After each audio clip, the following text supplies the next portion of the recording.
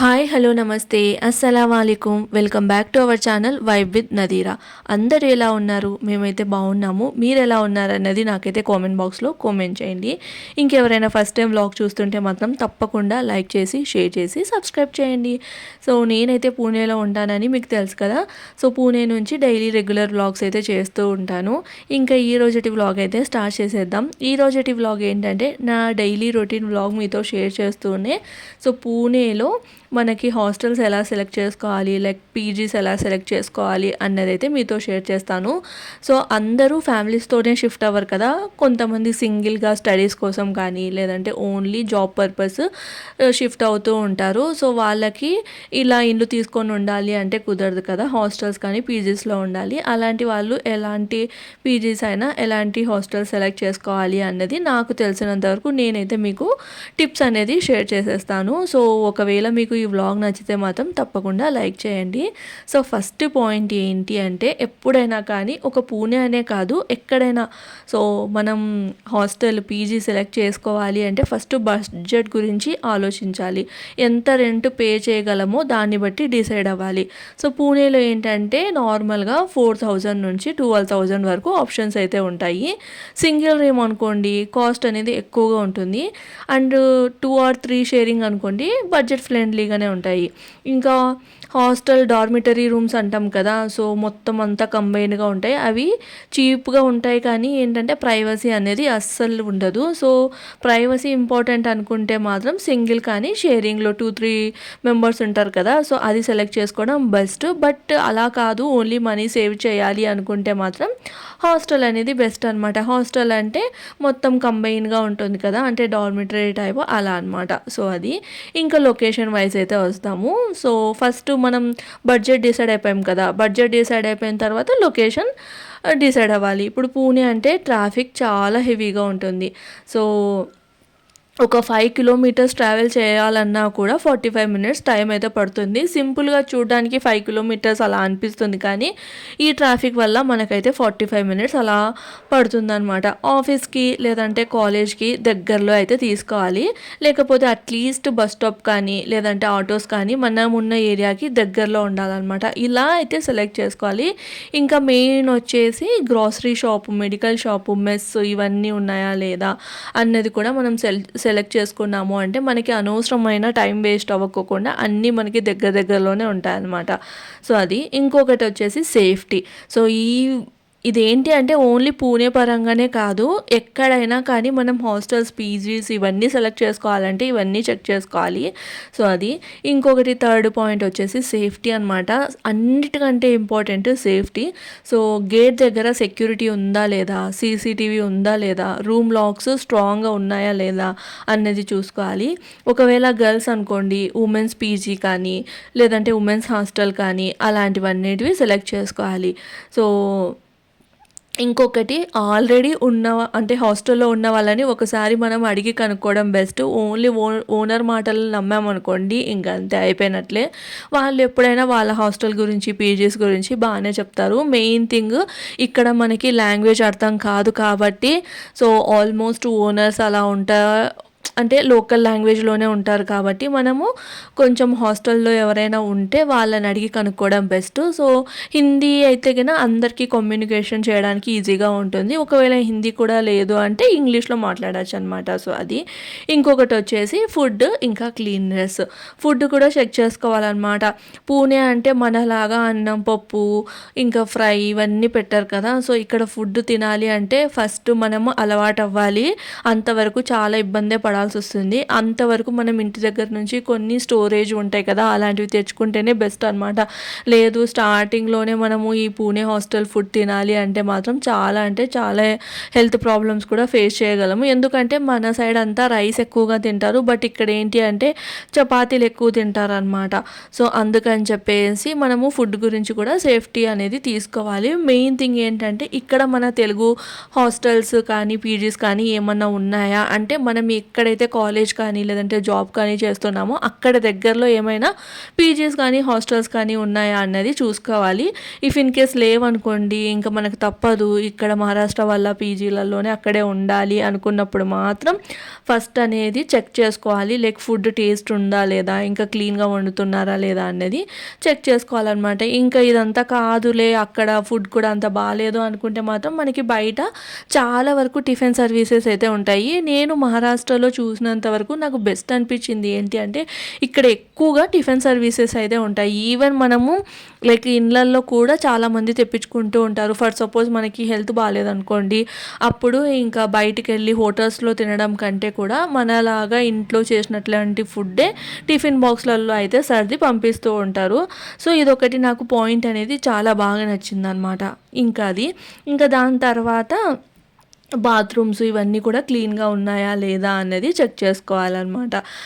ఇంకా దాని తర్వాత ఫెసిలిటీస్ అంటే ఏంటివి, మనకి వైఫై స్పీడ్ బాగుందా లేదా, ఇంకా పవర్ బ్యాకప్ ఉందా లేదా, వాటర్ 24 hours ఉన్నాయా లేదా అనేది చెక్ చేసుకోవాలన్నమాట. అన్నిటికంటే ఇంపార్టెంట్ వాటర్ 24 hours వస్తున్నాయా లేదా అని చెప్పేసి. ఇక్కడ పూణేలో వాటర్ ప్రాబ్లం అయితే చాలా ఎక్కువగా ఉంటుంది. అండ్ పవర్ ప్రాబ్లం అంటే ఇప్పుడు కార్పొరేషన్ ఏరియా అనుకోండి, సో అక్కడైతే పవర్ ప్రాబ్లం ఉండదు. కానీ ఇంకా మనకి ఇక్కడ లోకల్గా ఉంటుంది కదా, కార్పొరేషన్ కాకోకుండా ఉంటుంది కదా, రూరల్ అంటాం కదా, సో అలా ఉంది అంటే కదా పవర్ ప్రాబ్లం కూడా ఉంటుంది. సో కర్రాడి కాదు ముండువా ఇక్కడ సైడ్ ఏరియాలో ఉన్న వాళ్ళు మాత్రం ఆలోచించుకోవాలి. అంటే నాకు తెలిసిన ఏరియాలు మాత్రమే నేను చెప్పగలుగుతాను కదా. సో కర్రాడి ఇదంతా అయితే కార్పొరేషన్లో ఉంది కాబట్టి పవర్ ప్రాబ్లం అయితే ఉండకపోవచ్చు, బట్ వాటర్ ప్రాబ్లం అయితే చాలా ఉంటుంది. సో మనకి తాగడానికి వాటర్ అయితే దొరకవు, యూజ్ చేసుకోవడానికి అయితే బోర్ వాటర్ అనేది దొరుకుతుంది అనమాట. కొన్ని చోట్ల అయితే మంచి నీళ్ళే ఉంటాయి అండ్ తాగడానికి ఉంటాయి, ప్లస్ యూజ్ చేసుకోవడానికి రెండింటికి మంచి నీళ్ళు దొరుకుతాయి. కానీ కొన్ని ఏరియాస్లో మాత్రం చాలా హార్డ్ వాటర్ వస్తాయి. సో అవన్నీ చెక్ చేసుకోవాలి. సో ఇంకా దాంతోపాటు కబోర్డ్స్ ఇస్తున్నారా, మ్యాట్రిసెస్ అన్నీ బాగున్నాయా అన్నది కూడా చెక్ చేసుకోవాలన్నమాట. ఇంకొకటి agreement and payment. Main thing ఈ మహారాష్ట్రలో మనం చూడాల్సింది అగ్రిమెంట్ అనమాట. జస్ట్ మనం ఎలా మన సైడ్ హైదరాబాద్లో అలా ఏంటంటే హాస్టల్ మాట్లాడేసుకొని ఈ రూమ్ సెలెక్ట్ చేసేసుకొని దాని తర్వాత అమౌంట్ ఇచ్చేసి ఉంటూ ఉంటాం కదా, అలా కాదు. ఇక్కడ చాలా ఇంపార్టెంట్ ఏంటంటే రిటర్న్ అగ్రిమెంట్. రెంట్ ఎంత ఇస్తున్నాం, డిపాజిట్ ఎంత ఇస్తున్నాం, రిఫండబుల్ ఉందా లేదా, నోటీస్ పీరియడ్ ఎంత, ఇవన్నీ క్లియర్గా చూసుకోవాలి. ఈవెన్ హాస్టల్లో కూడా మనం నోటీస్ పీరియడ్ అనేది చూసుకోవాలి. ఎందుకంటే మళ్ళీ మనం కొన్ని హాస్టల్స్ ఎలా ఉంటాయి అంటే కన్నా రిఫండబుల్ ఉంటాయి అనమాట, కొన్ని హాస్టల్స్ రిఫండబుల్ ఉండవు. సో ఇవన్నీ మనము కనుక్కోవాలన్నమాట. మన సైడ్ అలా ఉండదు, జస్ట్ 1 monthకి 5,000 అని మాట్లాడేసుకుంటే దానికి డిపాజిట్ అలాంటిది అన్నది నేను హాస్టల్లో ఉన్న టైంలో అయితే లేకుండే. ఇప్పుడు ఏమైనా కొత్తగా స్టార్ట్ అయ్యింటే తెలియదు, కానీ ఇక్కడ మాత్రం అలా కాదు. మనకి లైక్ డిపాజిట్ కూడా ఇవ్వాలన్నమాట. ఎలా అయితే హౌసెస్కి డిపాజిట్ ఇస్తామో అలా హాస్టల్స్కి కూడా డిపాజిట్ ఇవ్వాలి. సో ఇంకా మెయిన్ థింగ్ ఏంటి అంటే ఇక్కడ పేపర్ వర్క్ అనేది చాలా ఇంపార్టెంట్. సో ఏదైనా పేపర్ మీద ఉంటేనే మనం జాగ్రత్తగా ఉండగలం అనమాట. ఇంకొకటి కొన్ని హిడెన్ కాస్ట్లు ఉంటాయన్నమాట ఇక్కడ. అంటే మనకి తెలియని కాస్ట్ మనం జాయిన్ అయిన తర్వాత చెప్తారు, దీనికి ఇంత పే చేయాలి, దానికి అంత పే చేయాలి అని చెప్పేసి. సో అవి కూడా మనము ముందే తెలుసుకోవాలి. మెయిన్ థింగ్ హాస్టల్ కంటే కూడా పీజీకి అనమాట. పీజీలలో ఎలా చెప్తారంటే 1 BHK లేదంటే 1 room షేరింగ్ ఇలా ఇంత కాస్ట్ అని చెప్పేస్తారు. తర్వాత మనం లోపలికి వెళ్ళిన తర్వాత చెప్తారనమాట వైఫై ఛార్జెస్కి సపరేట్గా పే చేయాలి, ఇంకా క్లీనింగ్ ఛార్జెస్ ఉన్నాయి, వాషింగ్ మిషన్కి ఛార్జెస్ సపరేట్గా పే చేయాలి. సో ఇలా అయితే చెప్తూ ఉంటారు. సో ఇలాంటివి కూడా ముందే అడిగి తెలుసుకోవాలన్నమాట. సో ప్రతి ఒక్కటి చిన్నది అయితే ఇందులో ఏముంది అందులో ఏముంది అని అస్సలు అనుకోవద్దు. ఇక్కడ చాలా అంటే చాలా జాగ్రత్తగా ఉండాలి. ప్రతి దానికి అమౌంట్తోనే క్యాలిక్యులేషన్స్ అయితే ఉంటాయన్నమాట. ఇంకొకటి పాసిబుల్ అయిందనుకోండి, ఒక డే అనేది ట్రయల్ అయితే చూడాలి. అంటే వాళ్ళకి చెప్పాలన్నమాట, మేము 1-2 days ఉండి చూసి మాకు నచ్చితేనే ఉంటాము, లేదు అంటే లేదు అని చెప్పేసి. ఇదైతే చాలా బెస్ట్ ఆప్షన్ అని చెప్పచ్చు. అండ్ ఇక్కడ చాలా వరకు పీజీస్ హాస్టల్స్లలో అన్నిటికీ ఓకే చెప్తారనమాట. సో అంటే ట్రయల్ పీరియడ్ అనమాట. లైక్ మనం ఒక రోజు ఉండి ఫుడ్ ఎలా ఉంది, అలానే స్టే ఎలా ఉంది, పక్కన చుట్టుపక్కల అంతా ఎలా ఉంది అని చూసుకోవడానికి ఒకరోజు స్టే అయితే ఉండి చూడొచ్చు. సో నైట్ టైమ్స్ చుట్టుపక్కల ఏమైనా ఎక్కువ సౌండ్స్ అవి వస్తున్నాయా అంటే పక్కన పబ్స్ కానీ అలా ఇలా ఉన్నాయనుకోండి, ఇంకా నైట్ టైమ్స్ మనకి నాయిస్ అనేది ఎక్కువగా ఉంటుంది. సో పూణేలో తెలుసు కదా, సో మొత్తం పాష్ కల్చర్ అయితే ఉంటుంది. సో దాన్ని బట్టి పబ్స్ కానీ ఇవన్నీ ఇంకా మనకి నార్మల్గా మధ్య మధ్యలోనే ఉంటాయి కాబట్టి సో అవన్నీ చెక్ చేసుకోవాలి. ఇంకా వైఫై అనేది కరెక్ట్గా రేంజ్ అనేది వస్తుందా లేదా అది కూడా చెక్ చేసుకోవాలి. అన్నిటికంటే ఇంపార్టెంట్ ఫుడ్ ఇంకా సేఫ్టీ. సో ఈ ఫుడ్ బాగుందా, అలానే సేఫ్టీ ఉందా లేదా అన్నది ఇవన్నీ తెలుసుకోవాలన్నమాట. సో మెయిన్ థింగ్ నేనైతే ఒక 8 పాయింట్స్ మొత్తం క్లబ్ చేసి అయితే చెప్తాను. సో ఇవన్నీ ఒకసారి అయితే చెక్ చేసుకోండి. ఫస్ట్ బడ్జెట్ డిసైడ్ చేసుకోవాలి, ఇంకా లొకేషను చూస్ చేసుకోవాలి, తర్వాత సేఫ్టీ చెక్ అనేది చాలా కంపల్సరీ, ఇంకా ఫుడ్, బాత్రూమ్, క్లీన్లీనెస్ ఇవన్నీ చూసేసుకోవాలి, ఇంకా ఫెసిలిటీస్ అనేది కన్ఫర్మ్ చేసుకోవాలన్నమాట. మనం ఉండే హాస్టల్ దగ్గర నుంచి బస్ స్టాప్ ఎంత దూరంలో ఉంది, ఇంకా మెట్రో ఎంత దూరంలో ఉంది, నడిచి వెళ్తే ఎంత టైం పడుతుంది అని చెప్పేసి. అన్నిటికంటే ఇంపార్టెంట్ రిటర్న్ అగ్రిమెంట్ అనేది చాలా కంపల్సరీ. ఇంకా హిడెన్ కాస్ట్ ఏమైనా ఉన్నాయా లేదా అనేది కూడా చెక్ చేసుకోవాలి. హిడెన్ కాస్ట్ అంటే చెప్పాను కదా, వైఫై ఛార్జెస్, ఇంకా ఎలక్ట్రిసిటీ ఛార్జెస్ అలాంటివి. ఒకటి వచ్చేసి last and final test try అనమాట. అంటే టెస్ట్ స్టే ట్రై. సో మనం ఒకసారి ఉండి ట్రై చేయాలన్నమాట. సో ఇది ఇలా అయితే మనము పీజీ కానీ హాస్టల్ని కానీ సెలెక్ట్ చేసుకోవచ్చు. ఇంకోటి ఏంటి అంటే పీజీ హాస్టల్స్ని సెలెక్ట్ చేసుకోవడానికి కోసం కూడా బ్రోకర్స్ ఉంటారు. సో అదనమాట. సో బ్రోకర్ త్రూ వెళ్తే ఏంటంటే హాస్టల్ ఫీజు అయితే హాస్టల్ ఫీజు 1 మంత్, అదే పీజీ అనుకోండి పీజీ ఫీజులో 1 మంత్ అనేది ఇవ్వాల్సి వస్తుంది. సో దీనికంటే కూడా కొన్ని యాప్స్ ఉన్నాయన్నమాట, ఎలా సెలెక్ట్ చేసుకోవాలి ఏంటి అని చెప్పేసి. సో అలాంటి వాటి గురించి తెలుసుకోవాలి అంటే నాకైతే కామెంట్ బాక్స్లో కామెంట్ చేయండి. నేను నెక్స్ట్ వ్లాగ్లో సో దానికి సంబంధించిన యాప్స్ ఏమేమి ఉన్నాయి అన్నది మీతో అయితే షేర్ చేస్తాను అనమాట. సో ఈ వీడియో ద్వారా పూణేలో హాస్టల్స్ని ఎలా సెలెక్ట్ చేసుకోవాలి, లైక్ సేఫ్టీ టిప్స్ ఏంటి అన్నది మీరైతే తెలుసుకున్నారని నేనైతే అనుకుంటూ ఉన్నాను. సో మన హైదరాబాద్ సైడ్ సింపుల్గా హాస్టల్ దగ్గరికి వెళ్ళి హాస్టల్ రూమ్ చూసేసి రెంట్ అంతా మాట్లాడేసుకొని రెంట్ ఇచ్చేసి ఇంకా మనం వెళ్ళి సెట్ అయిపోతాం అనమాట. బట్ పూణేలో అలా కాదు, ప్రతి చిన్న పాయింట్ అనేది అడిగి తెలుసుకోవాలి. సో హాస్టల్ రెంట్ విషయానికి వస్తే మాత్రం సో హాస్టల్ రెంట్ అయితే 9,000 to 15,000 మధ్యలో ఉంటుంది. అదే పీజీస్ విషయానికి వస్తే 10,000 to 20,000 మధ్యలో ఉంటుంది అనమాట. సో ఇందులో మనం మెయిన్ అడగాల్సింది ఏంటి అంటే ఈవెన్ ఇక్కడ డిపాజిట్ కూడా ఉంటుంది. 1 to 3 months వరకు డిపాజిట్ అయితే ఇవ్వాల్సి వస్తుంది అనమాట. ఆల్మోస్ట్ హౌసెస్ లాగే, పీజీ అంటే ఆల్మోస్ట్ హౌసెస్ లాగే.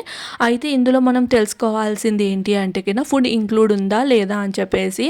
సో పీజీస్ విషయంలో ఏంటి అంటే మనకి ఫ్రిడ్జ్, తర్వాత వాషింగ్ మిషన్, మనకి ఒక ఫర్నిష్డ్ అపార్ట్మెంట్ రెంట్కి ఎలా అయితే ఇస్తారు అలానే ఇస్తారు కదా. సో ఫుడ్ అనేది వాళ్ళు ఇంక్లూడ్ చేసుకోరు కాబట్టి మనం ముందే అడిగి తెలుసుకోవాలి. లైక్ మనం 10,000 11,000 అలా పే చేస్తున్నప్పుడు అందులో కూడా ఫుడ్ కూడా వస్తూ ఉంటేనే కదా మనకి ప్రాఫిట్ అనేది ఉండేది.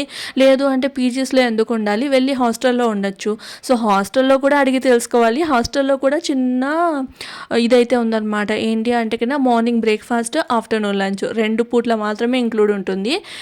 ఇంకా మళ్ళీ ఇంకోటి ఏంటంటే కొన్ని చోట్ల లంచ్, డిన్నర్ ఇంక్లూడ్ ఉంటుందన్నమాట. 3 times ఫుడ్ ఉందా లేదా అనేది కూడా తెలుసుకోవాలి.